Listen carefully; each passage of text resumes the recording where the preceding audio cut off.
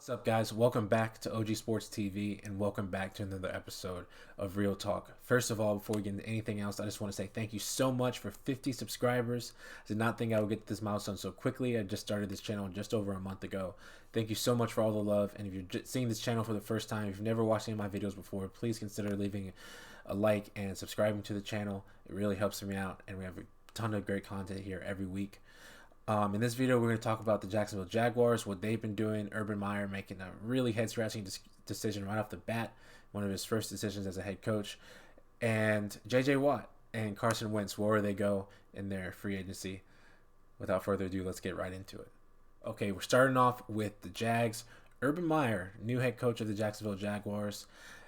Very controversial guy. He's had his issues at Florida, has his issues at Ohio State, but you know, you think that he's going to come to Jacksonville where he has roots in northern Florida from coaching in Gainesville, and you think maybe this is a fresh start for him. Maybe he can do some good. A little bit of excitement. They have the first pick. They were probably more than likely to go get Trevor Lawrence. So a lot of good vibes around Jacksonville at the moment. But then he goes, and as one of his first acts as the head coach of the Jags, he hires Chris Doyle as the strength coach or the director of sport performance, but basically the strength coach of the Jags. Chris Doyle is the University of Iowa strength coach who was there for about 20 plus years. And he left in 2020 because of just countless accusations and incidents of racism and belittlement of black players and bullying that in practice and drills that left players hospitalized. So I think it was 13 players or more hospitalized directly because of his actions. So that in itself is a terrible look.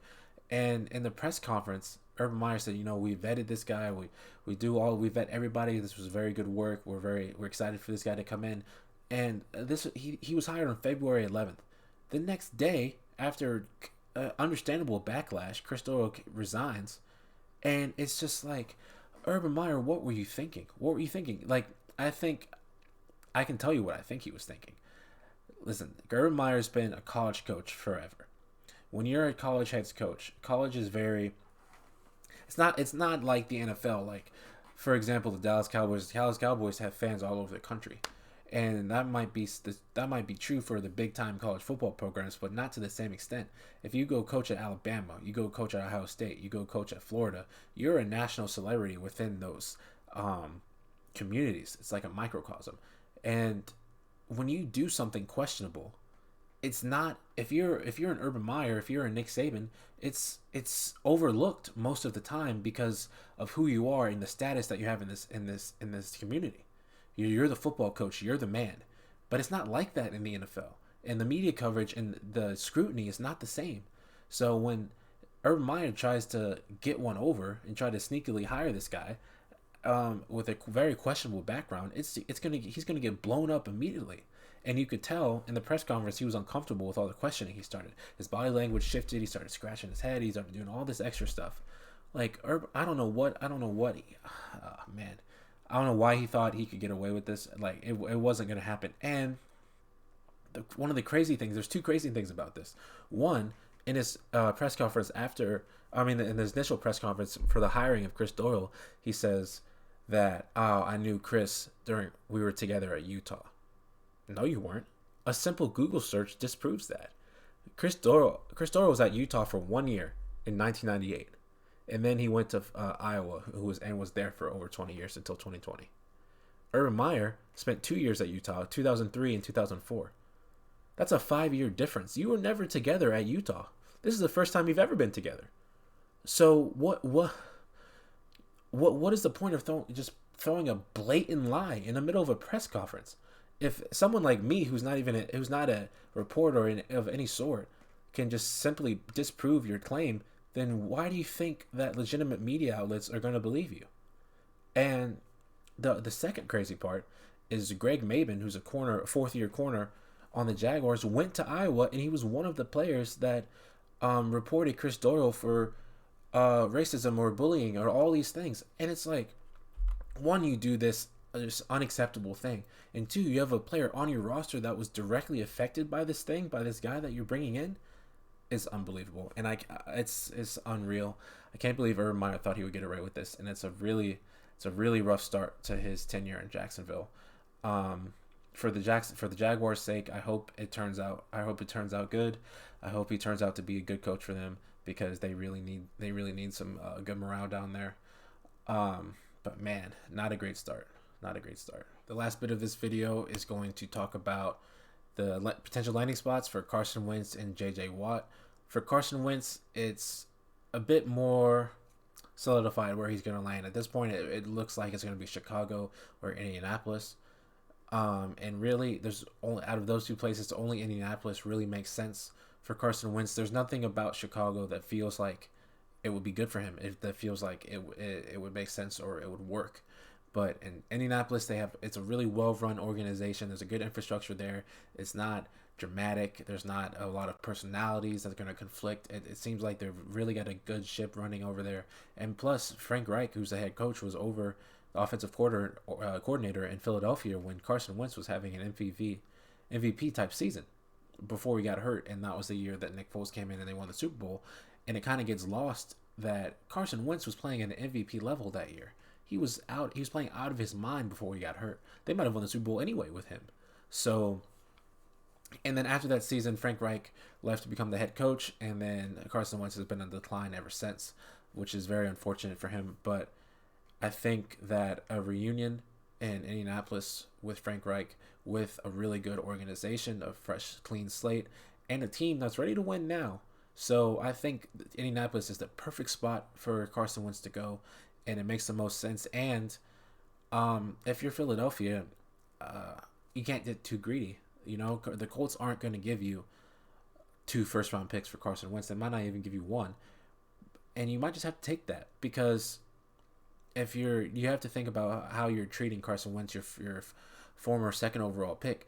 You have to think, oh, man, I can get maybe some more from the Bears, but Carson is gonna fail over there. He's not gonna have any help. It's not a good infrastructure, organization that really doesn't have any direction right now. But the Colts are they're sending, and plus you're sending him out of the conference, which is just a plus. So I think it's a win-win for everybody if Carson Wentz goes to the Colts, and even if it doesn't work out, oh well, like it was the process was correct. So, and then going to J.J. Watt. This is a little bit less cut and dry, and it's a lot more recent. J.J. Watt went to the Houston board and asked for his release, and they mutually agreed. So he's released. He's a free agent. He can go wherever he wants. And at this moment, it's not super clear about where the interest is and what teams are reaching out to him.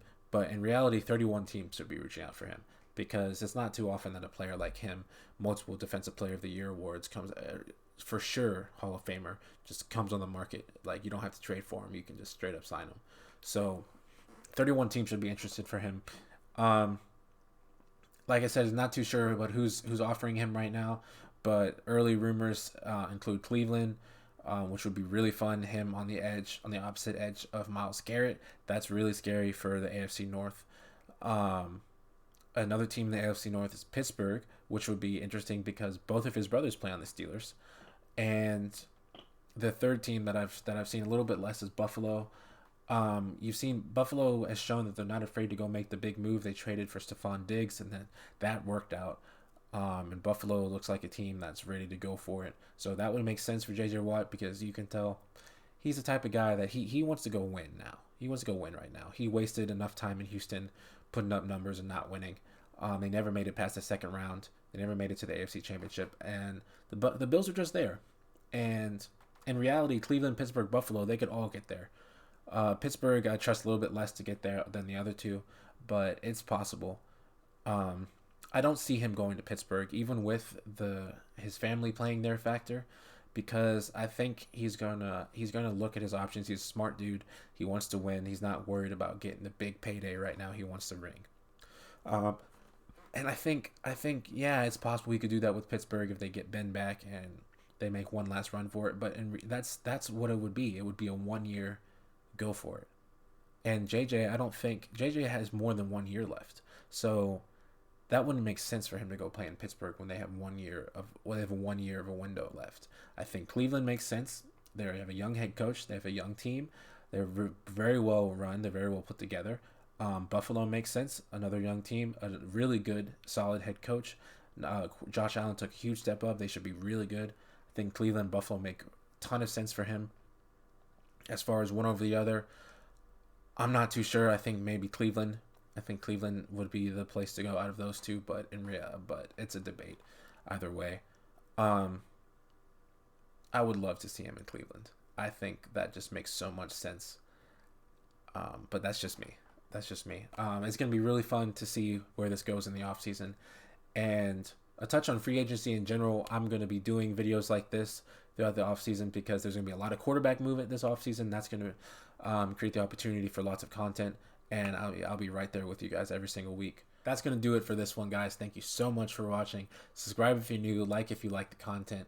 Every week, I'm going to have a new video every week. That's the plan. I'm going to have baseball stuff, basketball stuff, anything sports related. I'm super into it. Offseason in the NFL is going to be fun. So much quarterback moving ahead. Can't wait to get into that. So keep an eye on the channel, guys. OG Sports TV. I'm glad you're here. Remember, be kind to someone today.